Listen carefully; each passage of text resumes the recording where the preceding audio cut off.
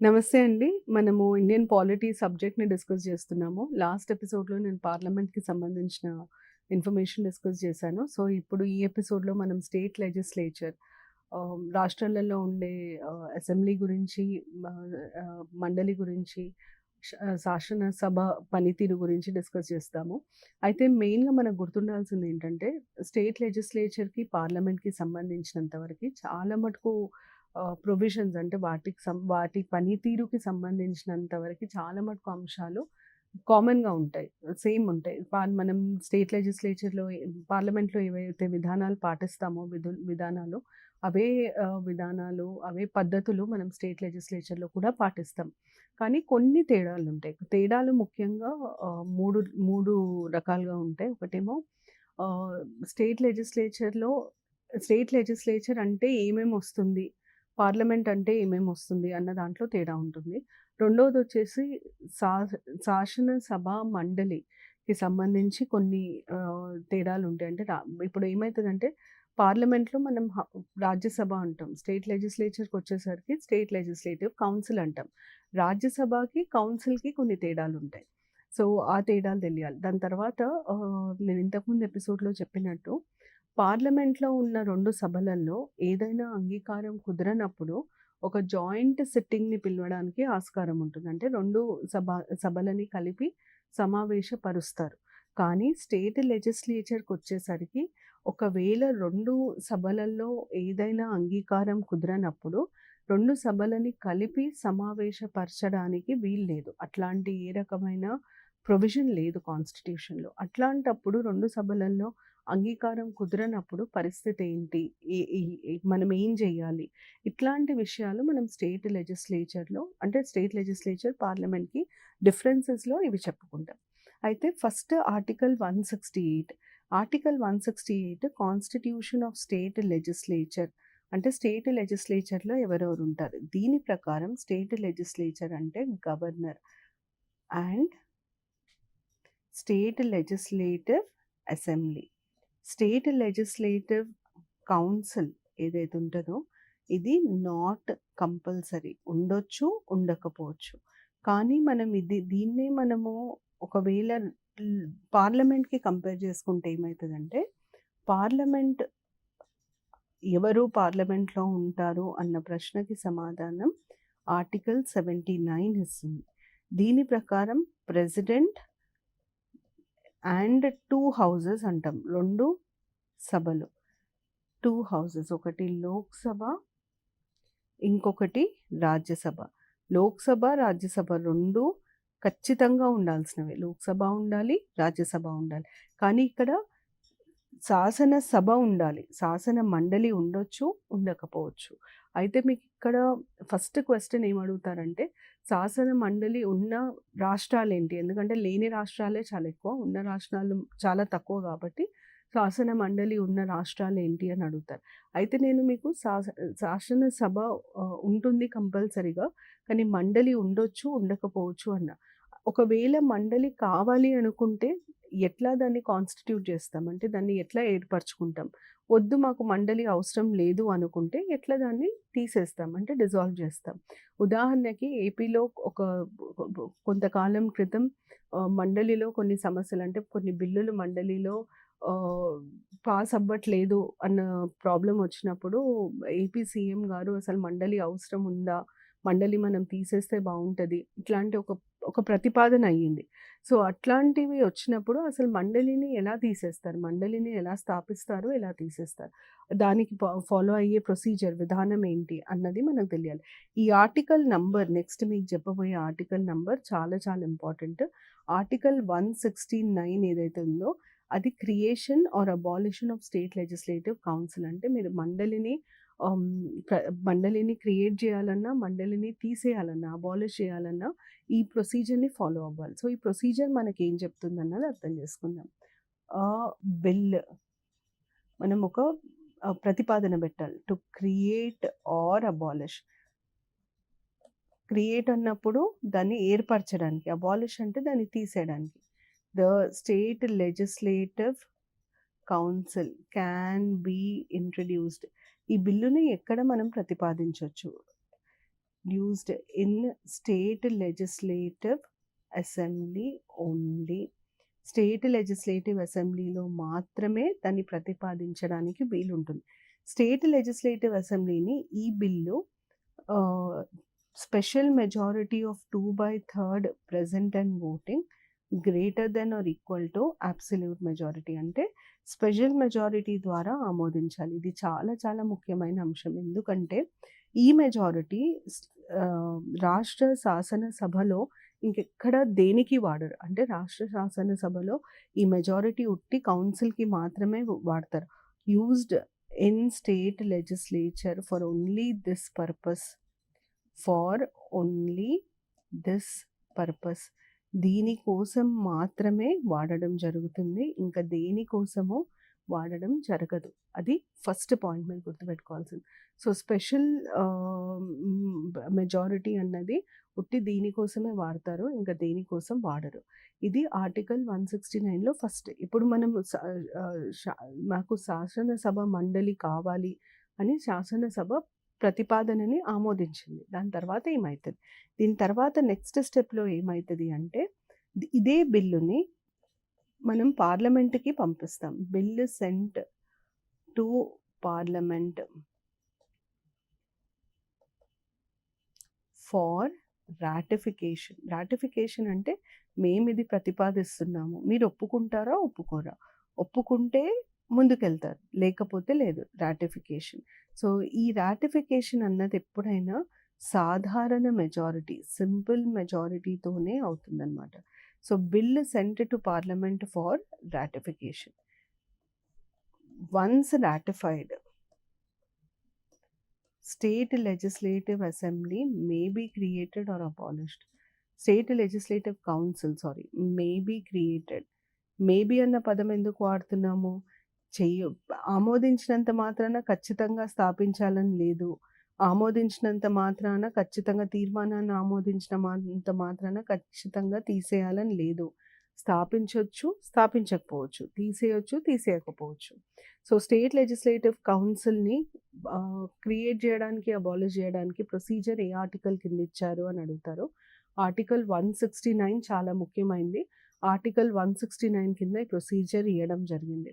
అయితే ఈ ప్రొసీజర్ ఇంతకుముందు చెప్పినట్టు ఈ ప్రొసీజర్ ప్రకారము స్పెషల్ మెజారిటీ వాడతారు అసెంబ్లీలో. ఆ ప్రతిపాదనని ఉట్టి అసెంబ్లీలోనే మాత్రమే ఇంట్రడ్యూస్ చేయగలుగుతాము. ఆ స్పెషల్ మెజారిటీ ఒకటే ఒక దానికి వాడతారు, మొత్తం స్టేట్ అసెంబ్లీ ఇంకా దేనికి వాడరు, ఏ ప్రొసీజర్కి వాడరు, దీనికి మాత్రమే వాడతారు. ఇది మనం ఫాలో అవ్వాల్సిన ప్రొసీజర్. దీని తర్వాత నెక్స్ట్ మనకు తెలియాల్సింది కాంపోజిషన్. కాంపోజిషన్ అంటే అసెంబ్లీలో ఎంతమంది ఉండొచ్చు, కౌన్సిల్లో ఎంత స్ట్రెంత్ ఉండొచ్చు అన్నదాన్ని. 170 అసెంబ్లీ స్ట్రెంత్ గురించి చెప్తుంది. దీని ప్రకారం మ్యాక్సిమం 500 మెంబర్స్, 500 సభ్యులు దాటి ఉండొద్దు. మినిమం 60 మెంబర్స్, 60 కంటే తక్కువ ఉండొద్దు. కానీ కొన్ని రాష్ట్రాలలో some states it is less than 60. States with strength less than 60. 60 కంటే తక్కువ సభ్యులు ఉండే రాష్ట్రాలు కూడా ఉంటాయి. ఉదాహరణకి we talk about north east states, Manipur, Nagaland, చిన్న చిన్న రాష్ట్రాలు ఇవి. అంటే వాటి జాగ్రఫికల్ ఏరియా ఏదైతే ఉంటుందో అది చాలా చిన్నది. అక్కడ మనం 60 సభ్యులను కూడా పెట్టలేము. సో నార్త్ ఈస్ట్లో కొన్ని రాష్ట్రాలలో 40, 48 ఇట్లాంటి సంఖ్య ఉంటుంది. గోవాలో కూడా చాలా తక్కువ సంఖ్య ఉంటుంది. సో నార్త్ ఈస్ట్ స్టేట్స్లో 60 కంటే తక్కువ ఉంటాయి. ఈ పేర్లు తెలుసుకోవాలి, ఏ స్టేట్స్లో 60 కంటే తక్కువ ఉంటాయి. మ్యాక్సిమం 500 దాటకూడదు. హైయెస్ట్ నంబర్ 494 యూపీ, ఉత్తరప్రదేశ్ అన్నిటికంటే పెద్ద రాష్ట్రం కాబట్టి 494 యూపీలో ఉంటుంది. అయితే స్టేట్ లెజిస్లేటివ్ కౌన్సిల్కి వచ్చేసరికి మ్యాక్సిమం స్ట్రెంత్ ఏదైతుందో అది షుడ్ నాట్ ఎక్సీడ్, అంటే దీన్ని దాటి ఉండకూడదు. Maximum strength should not exceed, దేన్ని దాటొద్దు, 1/3 ఆఫ్ టోటల్ స్ట్రెంత్, మొత్తం స్ట్రెంత్ ఏదైతుందో of state legislative assembly. State legislative అసెంబ్లీలో ఎంత స్ట్రెంత్ ఉంటుందో దాన్ని బట్టి 1/3 కంటే ఎక్కువ ఉండొద్దు. ఇప్పుడు 494 ఉంది స్టేట్ లెజిస్లేటివ్ అసెంబ్లీలో. ఇంటూ 1/3 చేస్తారనమాట. ఇక్కడ వచ్చే నంబర్ని దాటి స్ట్రెంత్ ఉండొద్దు. దీనికంటే తక్కువ ఉండొచ్చు. కానీ ఇక్కడ మళ్ళీ మినిమం కూడా ఫిక్స్ చేస్తారు. మినిమం వచ్చేసి 40. మినిమం 40 ఎమ్మెల్సీస్ ఉండాలి. మ్యాక్సిమం ఏమో ఈ నంబర్ని దాటకూడదు. అంటే ఇది ఉదాహరణ, this is just an example. UP కేసులో అయితే ఇది, ఇప్పుడు తెలంగాణ కేసు అట్లా వేరువేరుగా చూసుకుంటే maximum strength 1/3 of total strength of assembly దాటి ఉండకూడదు. కానీ మినిమం 40 మెంబర్స్ అయితే ఉండాలి.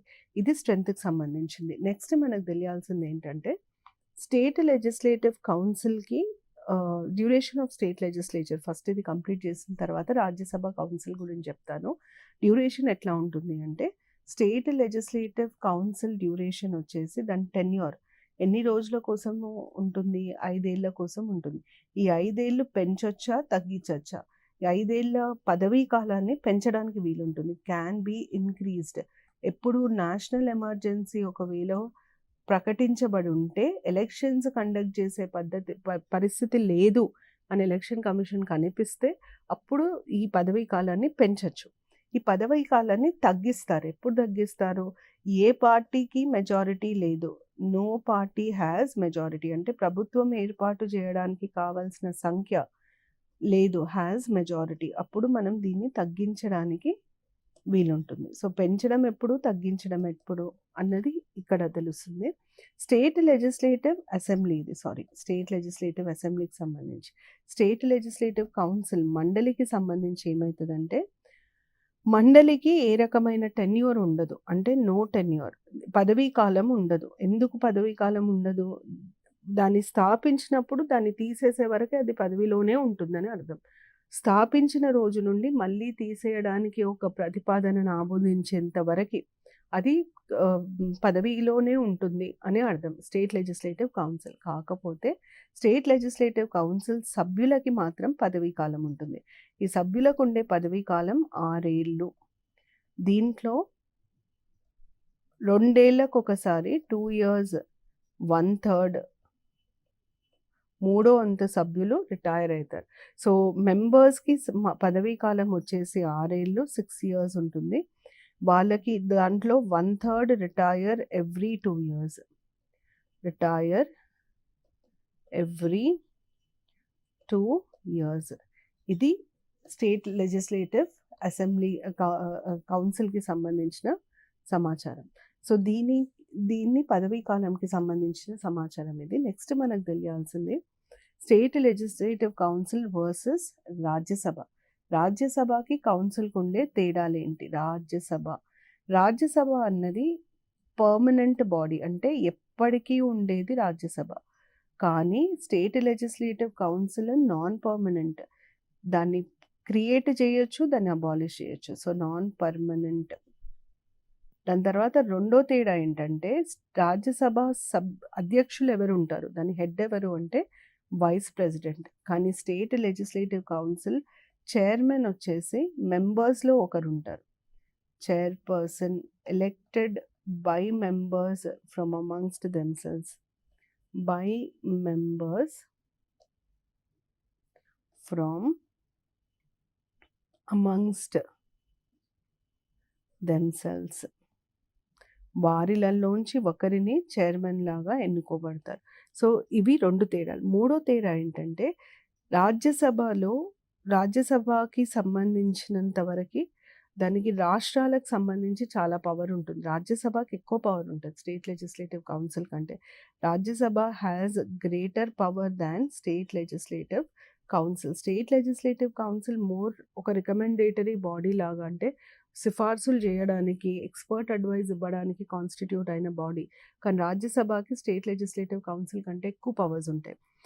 అదొకటే కాకుండా రాజ్యసభకి స్టేట్ లెజిస్లేటివ్ కౌన్సిల్కి రెండిటికి నామినేషన్ విధానం పాటిస్తారు, నామినేషన్ అప్లికబుల్. మరి తేడా ఏంటి అంటే రాజ్యసభకు వచ్చేసరికి 4 ప్రెసిడెంట్ నామినేట్ చేస్తారు, స్టేట్ లెజిస్లేటివ్ కౌన్సిల్కి గవర్నర్ నామినేట్ చేస్తారు.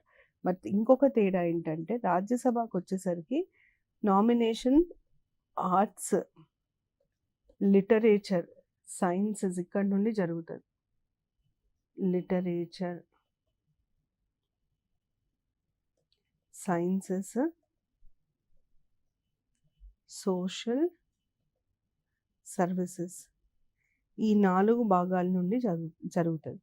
కానీ స్టేట్ లెజిస్లేటివ్ కౌన్సిల్ ఈ 4 ఫీల్డ్స్ నుండి కాకుండా కోఆపరేటివ్స్ నుండి కూడా రిక్రూట్ చేయడం జరుగుతుంది. సో, కోఆపరేటివ్స్ నుండి కూడా మనుషులను తీసుకుంటారు, రిక్రూట్ చేస్తారు. ఇది స్టేట్ లెజిస్లేటివ్ కౌన్సిల్ కి రాజ్యసభకు ఉండే తేడా. ఇంకొక ముఖ్యమైన గమనిక ఏంటంటే మనం స్టేట్ లెజిస్లేటివ్ కౌన్సిల్‌లో ఎంతమంది ఉండాలి అన్నది చర్చించుకున్నాం గానీ, దీన్ని ఎట్లా విభజిస్తారు అంటే దీంట్లో 1/6 మనం ఎంతమంది ఉన్నా దాంట్లో 6వ వంతు గవర్నర్ నామినేట్ చేస్తారు. నామినేట్స్. దాని తర్వాత 1/12 ఒకటేమో మనము టీచర్స్ కాన్స్టిట్యుయెన్సీ అంటారు. అంటే ప్రభుత్వ స్కూళ్ళల్లో పనిచేసే టీచర్లు, ప్రభుత్వ పాఠశాలలలో పనిచేసే టీచర్స్ ఎన్నుకుంటారు వీళ్ళని. కాన్స్టిట్యుయెన్సీస్, టీచర్స్ కాన్స్టిట్యుయెన్సీ అంటాం. కనీసం 3 గత 3 ఏళ్లుగా ప్రభుత్వ పాఠశాలల్లో టీచర్స్ లాగా పనిచేసేవాళ్ళు. ప్రైమరీ స్కూల్ టీచర్స్‌కి ఓటు హక్కు ఉండదు. మిడిల్ స్కూల్, హై స్కూల్ వాళ్ళకు ఓటు హక్కు ఉంటుంది. వాళ్ళు మాత్రమే ఎన్నుకోగలుగుతారు. ఈ 1/12 వచ్చేసి గ్రాడ్యుయేట్స్ కాన్స్టిట్యుయెన్సీ అని అంటాము. గ్రాడ్యుయేట్స్ కాన్స్టిట్యుయెన్సీ అంటే గ్రాడ్యుయేట్ పట్టభద్రుల కాన్స్టిట్యుయెన్సీ. పట్టభద్రులైన వారు కనీసం 3 ఏళ్లుగా పట్టభద్రులుగా ఉన్న వాళ్ళంటే 3 ఇయర్స్ బ్యాక్ గ్రాడ్యుయేషన్ చేసిన వాళ్ళ వరకి ఓటు వేసే హక్కు ఉంటుంది. ఈ మిగతా భాగం వచ్చేసి 1/3 ఒక 1/3 ఏమో ఎమ్మెల్యేస్ కాన్స్టిట్యుయెన్సీ. ఎమ్మెల్యేస్ కాన్స్టిట్యుయెన్సీ అంటే ఎమ్మెల్యేలందరూ కలిపి కొంతమంది సభ్యులను ఎన్నుకుంటారు కాన్స్టిట్యుయెన్సీ. ఈ 1/3 వచ్చేసి local bodies constituency. Local bodies constituency అంటే లోకల్ బాడీస్‌లో ఉన్న వాళ్ళందరూ కలిసి ఎన్నుకునేది లోకల్ బాడీస్ కాన్స్టిట్యుయెన్సీస్. ఇది డివిజన్ 1/6, 1/12, 1/12 అంటే 60 మంది సభ్యులు ఉన్నారనుకోండి. 60 టోటల్ స్ట్రెంత్ అనుకుంటే 10 మందిని గవర్నర్ నామినేట్ చేస్తారు. ఇక్కడ 10 వస్తది. 5, 5 20, 20 ఇట్లా డిస్ట్రిబ్యూట్ చేస్తారు. సో, మొత్తం మీరు యాడ్ చేస్తే మళ్ళీ మీకు 60 వస్తుంది. ఇది కాలిక్యులేట్ చేసే విధానం, స్ట్రెంత్ ఇట్లా ఉంటుందన్నమాట. ఇది స్టేట్ లెజిస్లేటివ్ కౌన్సిల్‌కి సంబంధించి ఇన్ఫర్మేషన్. కానీ రాజ్యసభకి ఈ డివిజన్ ఉండదు. రాజ్యసభలో చాలా క్లియర్‌గా 12 మంది సభ్యులని రాష్ట్రపతి నామినేట్ చేస్తారు. ఈ 4 ఫీల్డ్స్‌లలో అని చెప్పి మాత్రమే ఉంటది. ఇక్కడ ఏమంటామంటే 1/6 స్ట్రెంత్‌ని గవర్నర్ నామినేట్ చేస్తుంది. 5 fields arts, literature, social sciences, దాని తర్వాత సోషల్ సర్వీసెస్, సైన్సెస్, ఇంకా కోఆపరేటివ్స్. ఇది దీనికి సంబంధించింది. ఆర్డినరీ బిల్ మనకు తెలిసిన ఇంతకుముందు మనం డిస్కస్ చేసుకున్నట్టు రాజ్యాంగ సవరణకు సంబంధించిన ఏ ప్రతిపాదన కానీ బిల్లుని ఒక రాష్ట్రం ఆమోదించడానికి వీలుండదు, లేదా ప్రతిపాదించడానికి కూడా వీలుండదు. సో, రాష్ట్రంలో ఎలాంటి బిల్లులు పోతాయి అంటే ఆర్డినరీ బిల్స్ పోతాయి, మనీ బిల్ పోతుంది కానీ కాన్స్టిట్యూషనల్ అమెండ్మెంట్ బిల్ పోదు. అయితే ఆర్డినరీ బిల్లు విధానం అంటే ఆర్డినరీ బిల్లుని ప్రతిపాదించినప్పుడు ఎలాంటి విధానాన్ని పాటిస్తారన్నది ఇప్పుడు మనం డిస్కస్ చేయబోతున్నాం. ఆర్డినరీ బిల్‌కి వచ్చేసరికి can be introduced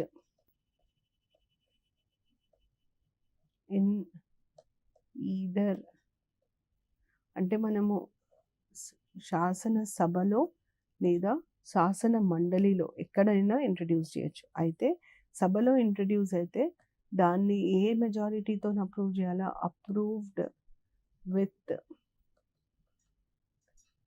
simple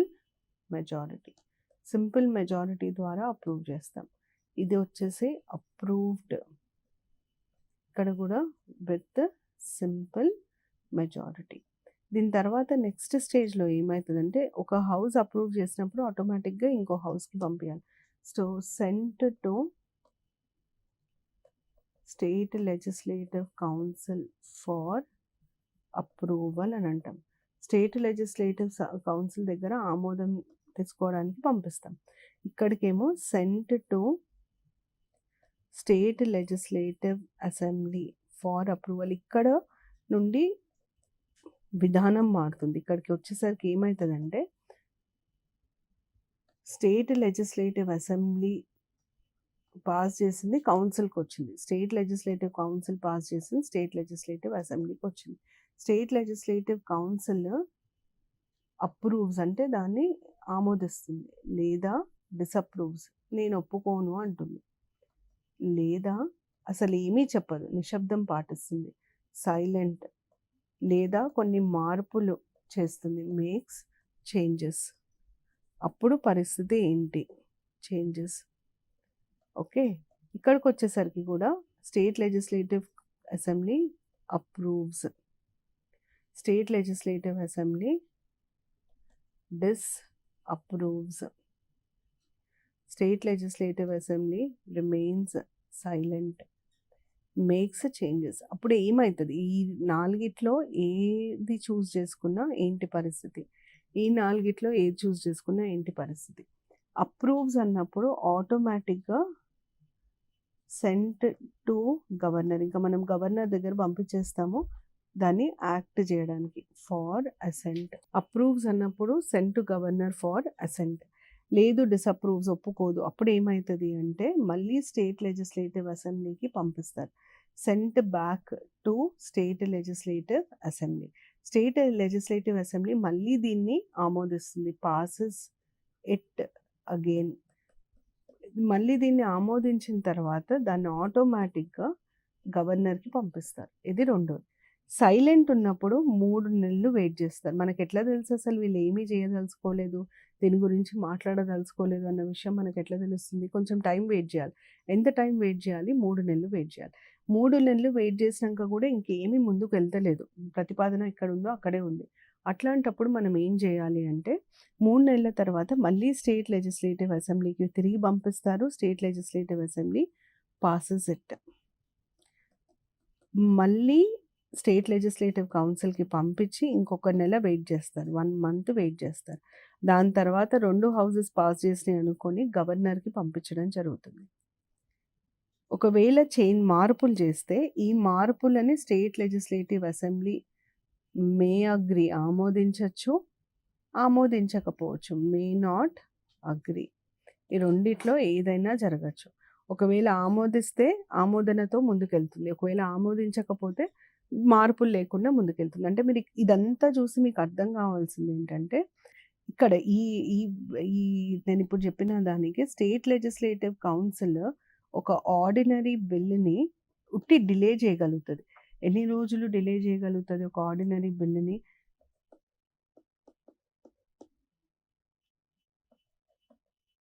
ordinary బిల్లుని మాక్సిమం 4 మంత్స్ డిలే చేయగలుగుతుంది. Maximum 4 months. అదే స్టేట్ లెజిస్లేటివ్ అసెంబ్లీకొచ్చేసరికి ఏమైతదంటే, స్టేట్ లెజిస్లేటివ్ అసెంబ్లీ అగ్రీ చేస్తే దాన్ని గవర్నర్‌కి పంపిస్తారు. స్టేట్ లెజిస్లేటివ్ అసెంబ్లీ రిజెక్ట్ చేసినా, దాని మీద ఏ రకమైన డెసిషన్ తీసుకోకపోయినా బిల్ ల్యాప్సెస్ అంటే అర్థం ఏంటి? ఇంకా దీని తర్వాత బిల్లుని ముందుకు తీసుకెళ్ళడానికి ఆస్కారం లేదు. ఎందుకంటే అసెంబ్లీ ఒప్పుకుంటలేదు. ఒకవేళ అసెంబ్లీ మార్పులు చేస్తే మేక్స్ చేంజెస్. మార్పులు చేసినప్పుడు ఈ మార్పులతోనే బిల్లు గవర్నర్ దగ్గరికి వెళ్తుంది. అంటే ఫైనల్‌గా డెసిషన్ తీసుకునేది స్టేట్ లెజిస్లేటివ్ అసెంబ్లీ మాత్రమే. కౌన్సిల్ ఉట్టి 4 నెలలు వరకి బిల్లుని డిలే చేయగలుగుతది. దానికి మించి కౌన్సిల్‌కి ఏ రకమైన పవర్ ఉండదు. ఒకవేళ కౌన్సిల్ ప్రతిపాదించిన బిల్ అయినా కూడా అసెంబ్లీ ఒప్పుకుంటేనే అది చట్టం అవుతుంది. లేకపోతే చట్టం కాదు. కౌన్సిల్ ప్రతిపాదించిన బిల్లుకి కూడా అసెంబ్లీ ఒప్పుకోవడం చాలా ముఖ్యం. ఒకవేళ అసెంబ్లీ ప్రతిపాదించిన బిల్లు కౌన్సిల్‌కెళ్తే కౌన్సిల్ మార్పులు చేసినా కూడా ఆ మార్పులని అసెంబ్లీ ఒప్పుకోవాలి. సో, ఫైనల్ పవర్ అసెంబ్లీకి ఉంటుంది. మరి కౌన్సిల్ అవసరం ఏముంది అంటే నేను ఇంతకుముందు చెప్పినట్టు కౌన్సిల్ వల్ల ఒక లాభం ఏంటంటే ఎక్స్‌పర్ట్ అడ్వైస్ వస్తుంది. రెండో లాభం ఏంటి అంటే చర్చకి ఆలోచనకి అవకాశం దొరుకుతుంది. ఈ రొ అండ్ థర్డ్ థింగ్ రిప్రజెంటేషన్. ఇప్పుడు మామూలుగా టీచర్స్ నుండి, గ్రాడ్యుయేట్స్ నుండి రిప్రజెంటేషన్ సాధారణ ఎలక్షన్స్‌లలో కొంచెం కష్టం. సో, వీళ్ళందరికీ రిప్రజెంటేషన్ ఇవ్వడానికి కౌన్సిల్ ఉపయోగపడుతుంది. దానివల్లనే మనం స్టేట్ లెజిస్లేటివ్ కౌన్సిల్‌ని కాన్స్టిట్యూట్ చేయడం జరుగుతుంది. ఇది స్టేట్ లెజిస్లేటివ్ కౌన్సిల్‌కి, అసెంబ్లీకి సంబంధించిన ఇన్ఫర్మేషన్ ఆర్డినరీ బిల్‌కి సంబంధించి. సో, దీంతో మనము state legislative assembly, state legislative council complete చేశాము. పార్లమెంట్ అన్నది నేను ఇంతకుముందు చెప్పినట్టు కూడా చాలా పెద్ద టాపిక్. పార్లమెంట్‌లో మీకు చాలా అంశాలు తెలియాలి. ఫస్ట్ మీకు తెలియాల్సిన అంశం ఏంటంటే, పార్లమెంట్‌లో వాడే కొన్ని పద్ధతులు అంటే నేను మీకు ఫస్ట్‌లో టర్మ్స్ అని ఎక్స్‌ప్లెయిన్ చేశాను. ఈ టర్మ్స్‌లో సెషన్, సిట్టింగ్, అడ్జార్న్‌మెంట్ ఇట్లాంటి పదాలు వాటి అర్థం ఇప్పుడు ఉదాహరణకి మీ గ్రూప్ 2లో పాయింట్ ఆఫ్ ఆర్డర్ అడిగారు. పాయింట్ ఆఫ్ ఆర్డర్ అంటే ఏంటి? అడ్జార్న్‌మెంట్ అంటే ఏంటి? అడ్జార్న్‌మెంట్ మోషన్ అంటే ఏంటి? సెషన్ అంటే ఏంటి? ఇట్లాంటివి తెలియాలి. ఈ టర్మ్స్ ఇంపార్టెంట్. దాని తర్వాత కొన్ని యాంటీ డిఫెక్షన్ లా, కొన్ని స్పెసిఫిక్ పార్ట్స్ ఉంటాయి. ఈ యాంటీ డిఫెక్షన్ లా, పార్టీ ఫిరాయింపు చట్టం చాలా చాలా ముఖ్యమైనది. యాంటీ డిఫెక్షన్ లా ఒకటి తెలియాలి. దాని తర్వాత parliamentary privileges, parliamentary joint sitting of parliament ఇట్లాంటివి తెలియాలి. ఒక దగ్గర పార్లమెంట్‌కి సంబంధించి ఒక 15-20 ఆర్టికల్స్ మీకు తెలిస్తే మంచిది. వాటి మీద ప్రశ్నలు ఎక్కువొస్తాయి. దాని తర్వాత పార్లమెంటరీ ప్రొసీజర్స్‌లో బడ్జెట్, మనీ బిల్ చాలా చాలా ముఖ్యం. బడ్జెట్ మీద, మనీ బిల్ మీద ఇంతకుముందు కూడా ప్రశ్నలు అడిగారు. మీకు గ్రూప్ 1 ప్రిలిమ్స్‌లో అడిగారు, గ్రూప్ 2లో అడిగారు, సివిల్ సర్వీసెస్‌లో కూడా అడుగుతున్నారు.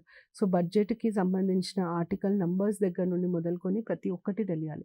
దాని తర్వాత మీకు పార్లమెంటరీ కమిటీలో అతి ముఖ్యమైన కమిటీలు 3 ఉంటాయి. ఒకటి పబ్లిక్ అకౌంట్స్ కమిటీ, ఇంకోటి పబ్లిక్ అండర్‌టేకింగ్స్ కమిటీ, ఇంకోటి ఎస్టిమేట్స్ కమిటీ. వీటికి సంబంధించిన అంశాలు మీకు తెలియాలి. నేను అది ఇంతకుముందు డిస్కస్ చేశాను. దాని తర్వాత లాస్ట్‌కి మీకు తెలియాల్సింది స్టేట్ లెజిస్లేచర్. స్టేట్ లెజిస్లేచర్ విధి విధానం పార్లమెంట్‌ది దాదాపుగా ఒకటేలాగా ఉంటది కాబట్టి, ఎక్కడెక్కడైతే తేడాలుంటాయో ఆ తేడాల వరకు తెలుసుకుంటే సరిపోతది. ఇంకొక్కటి చిన్నది మనం తెలవాల్సింది ఏంటంటే, నేను ఇంతకుముందు కూడా డీఆర్ఎస్సీస్‌ని గురించి చెప్పాను. ఈ డీఆర్ఎస్సీస్ అనే వ్యవస్థ ఇండియాలో ఎప్పుడు ఇంట్రడ్యూస్ చేశారంటే 1993లో ఇంట్రడ్యూస్ చేశారు. అయితే 1993లో ఇంట్రడ్యూస్ చేసినప్పుడు మన దగ్గర 45 మెంబర్స్ ఉండేవాళ్ళు డీఆర్ఎస్సీస్‌లో. దీన్ని మళ్ళీ 2004లో మార్చారు. మార్చినప్పుడు ఏం చేశారంటే, ఈ సంఖ్య ఏదైతుందో సభ్యుల సంఖ్య దీన్ని తగ్గించారు. 31 మెంబర్స్‌ని బెట్టి 24 డీఆర్ఎస్సీస్‌ని తీసుకొచ్చారు. 24 డీఆర్ఎస్సీస్ ఉంటాయి. ఈ 24 డీఆర్ఎస్సీస్ ఎట్లా పనిచేస్తాయంటే 1-8 డీఆర్ఎస్సీస్ రాజ్యసభ చైర్మన్ పర్యవేక్షణలో పనిచేస్తే 9-24 డీఆర్ఎస్సీస్ లోక్సభ చైర్మన్ పర్యవేక్షణలో లోక్సభ స్పీకర్ పర్యవేక్షణలో పనిచేస్తాయి. సో, ఇట్లా డీఆర్ఎస్సీస్ ఎప్పుడు ఇంట్రడ్యూస్ చేశారు? డీఆర్ఎస్సీస్‌లో ఎంతమంది సభ్యులుంటారు? 31 మంది సభ్యులుంటారు. దీంట్లో 21 మంది లోక్సభ నుండి వస్తారు. దాని తర్వాత 10 మంది మాత్రం రాజ్యసభ నుండి వస్తారు. ఇట్లాంటి డీటెయిల్స్ మీకు ఎక్కువ ఇంపార్టెంట్ ఎగ్జామ్‌కి. ఇది డీఆర్ఎస్సీస్‌కి సంబంధించిన ఇన్ఫర్మేషన్. నేను ఇదొక్కటి మిస్ అయ్యాను. సో, దీంతో మనం parliament and state legislature complete చేశాము. ఇంకా మనకు 3 ముఖ్యమైన టాపిక్స్ ఉన్నాయి. ఒకటేమో లోకల్ సెల్ఫ్ గవర్నమెంట్. దాని తర్వాత రెండో అంశం వచ్చేసి జ్యుడిషియరీ. థర్డ్ వచ్చేసి సెంటర్ స్టేట్ రిలేషన్స్. ఈ 3 టాపిక్స్ మెయిన్ ఇంపార్టెంట్. దాని తర్వాత మనకు కాన్స్టిట్యూషనల్, నాన్ కాన్స్టిట్యూషనల్ బాడీస్ ఉంటాయి. దాని మీద నేను ఒక ఎపిసోడ్‌లో అసలు మీరు దానికి ఎట్లా ప్రిపేర్ అవ్వాలి, ఎలాంటి ప్రశ్నలొస్తాయి, వీటి మీద నేను మీకు ఒక కంప్లీట్ పిక్చర్ ఇస్తాను. సో, దీంతో మనం పాలిటీ సిలబస్ కంప్లీట్ చేసాం. అంటే స్టాటిక్ పార్ట్ అయిపోతుంది. నెక్స్ట్ ఎపిసోడ్‌లో కలుస్తాను. నెక్స్ట్ ఎపిసోడ్‌లో కొత్త టాపిక్‌తో స్టార్ట్ చేద్దాం. Thank you. నమస్తే.